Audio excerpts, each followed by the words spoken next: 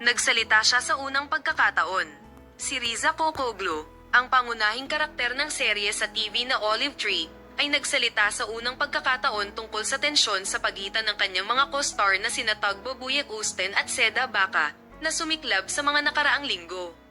Kung natatandaan mo, sa mga nakaraang linggo, ang magazine ay napuno ng video na ito mula sa premiere ng serye sa TV na Olive Tree. Ang kahinhinan ng ministro ay tumama sa agenda tulad ng isang bomba kapag nahaharap sa saloobin ni Tagbo Buyek Usten, na sinusubukang patahimikin ang ministro at ipinikit ang kanyang mga mata, si Seda, na matamis na nagsalita. Habang lumalaki ang mga reaksyon sa social media, sina Seda Baca at Tuba Buyek Usten ay nagbahagi ng magkasabay na mga post na, "We are on good terms," ngunit ang mga post na ito ay hindi nakitang kapanipaniwala. Bukod dito, nang mabunyag ang mga komentong nagustuhan ni Seda tungkol sa issue, nagbago ang buong sitwasyon. Simula noon, ang isyong ito ay isinara o na-shelved na, hindi na muling uulitin.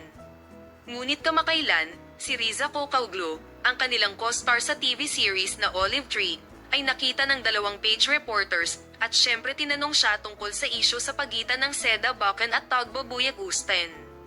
Si Riza, na hindi sineseryoso ang tanong ng tensyon, ay naging isang coach na parang walang nangyari. "Kaming lahat ay napakabuting magkaibigan."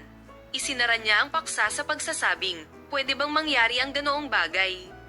It's a question mark. Magkapatid tayo."